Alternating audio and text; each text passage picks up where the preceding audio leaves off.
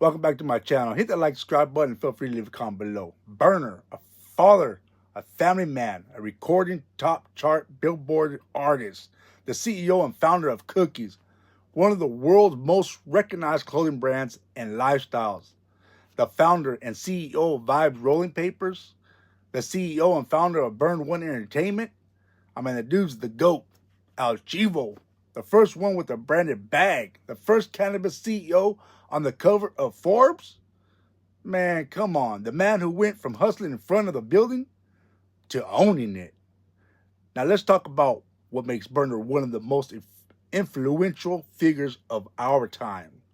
Because when you hear a title like that, it's easy to think, oh, he just got lucky, or he had the right connections.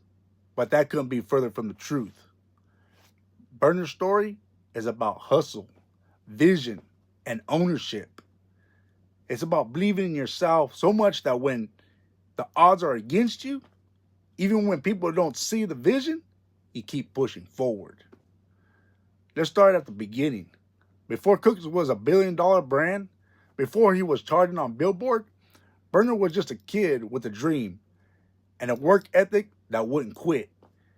He grew up around hustle. One of the most pivotal moments in Berner's journey wasn't some big break or some major cosign. It was a day he got hustled into buying a mixer for $250 by a wicked wizard. Now, at the time, Berner was just a youngster with a passion for music. But he didn't have the tools to make it happen. No studio, no professional equipment, nothing. He was just trying to figure it out like every other hungry artist with a dream. Then one day, Wicked Wizard comes along and tells him, yo, I got this mixer for sale, $250, and you're in the game, bro. Now, Wicked Wizard just wanted to upgrade to a better equipment. Now, if you don't know much about music equipment, a mixer sounds important, right? Like, that's what the big studios use. That's what you need to make beats, record, mix tracks, all of it. So Berner, being young and ambitious, hustles together the money, probably thinking he just made the smartest move of his life. But the second he gets home and looks at what he actually bought, he realized he got hustled or finessed, right? It wasn't what he thought it was. It wasn't the piece of equipment that was going to take him straight to the top.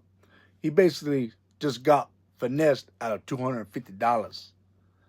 Now, most people at that moment, they would have been mad, maybe discouraged. They would have let that be the reason they gave up. But Berner, that moment, lit a fire inside him. Instead of crying over the L, he flipped the situation. That mixer, whether it was a scam or not, represented something bigger. It was his first investment in himself. It forced him to think, okay, I just spent $250 on something I don't even understand fully. Now, I need to really figure this out. And from that day forward, he never stopped investing in himself. That's what separates people who make it from people who don't. It's not about never taking losses. It's about turning those losses into lessons. If it weren't for that $250 lesson, maybe Berner wouldn't have taken music as seriously. Maybe he wouldn't have started studying the game the way he did. Maybe he wouldn't have built the empire he has today. Because that moment wasn't just about music equipment. It was about the mindset, betting on yourself, learning from every setback, and staying locked in on the bigger vision. And look at him now. From getting hustled out of $250 to building billion-dollar brands. From not knowing what a real mixer did to owning his own entertainment empire. That right there, that's a real hustler's mentality. And that grind mentality was in him from the start. But he didn't just want to follow the traditional path. He wanted to create something bigger. A lot of people don't even realize Berner's first passion was music. He wasn't just another rapper. He was strategic. While most artists were chasing deals, hoping for a label to sign them, Berner was building his brand independently. He was selling his own mixtapes, creating a following, and figuring out how to make money without the industry's help. And that right there, that's game. How many artists are waiting for someone to put them on? Berner never waited. He built his own lane. He understood early that music wasn't just about talent. It was about marketing, about having a product people wanted.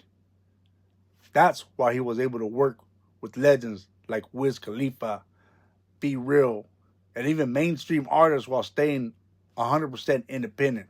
I mean, that man has worked with artists, so many artists that I could just name them throughout this whole video here, you know? Now, here's what Berner went from being a successful independent artist to a global entrepreneur. Weed culture has always been part of hip-hop. Rappers have been rapping about strains and smoking for decades, but no one branded it like Berner did. He saw something nobody else did: the power of packaging exclusively and lifestyle marketing.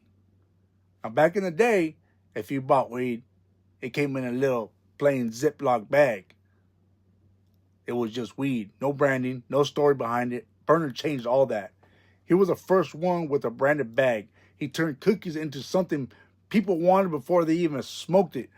But the real hustle began when he had one last shot and took $19,000 his mom had left him in an IRA, and he branded cookies, hoodies, and flipped it to 100 million. Come on now, man. The first one sold out like in 2 minutes. The second one sold out like in 48 seconds. You know, and now Cookies is one of the biggest cannabis brands in the world. You go to dispensaries and people aren't just buying weed, they're buying the brand. The name alone carries value. But let's not forget, this isn't just about selling weed. Berner became the first cannabis CEO to be on the cover of Forbes. That's not just making money, that's making history. And beyond cannabis, Berner understands branding better than almost anyone in the game. Cookies isn't just a dispensary, it's a clothing brand, a movement, a statement. He took the same approach with Vibes rolling papers, making them a must-have for smokers. He built Burn One Entertainment as a platform for independent artists. And it all comes down to this: ownership. Berner never sold out. He didn't give up control of his brand for a quick check. He stayed in control, and now he owns an empire. Now, I believe he was offered at one time $800 million, and he turned it down. Now, let's talk about the mentality that got him here. It's one thing to make money, but it's another to build something that lasts.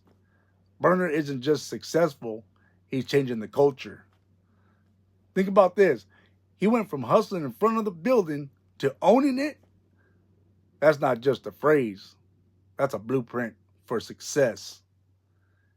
It means going from being the customer to the boss. From standing outside trying to get in to owning the doors, the building, and the whole block. It's about legacy. It's about not waiting for permission to be great. Berner is proof that if you stay consistent, if you own your vision, if you control your brand, you don't just succeed, you change the game. So when we talk about moguls, when we talk about the ones who really built something from nothing, you have to put Berner's name at the top. He's not just a rapper. He's not just another cannabis CEO. He's not just another entrepreneur.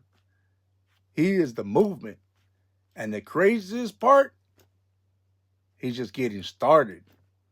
If every state and country would jump on the bandwagon and legalize it, best believe Cookies is going to be the cannabis Starbucks on every corner, every block, every city nationwide. Shout out to Berner. And if you want to see a full video, one of the greatest, check out Joint Verses with Luke Scarmazzo. One of the best interviews I've seen in a long time. Let's go check it out. Boom.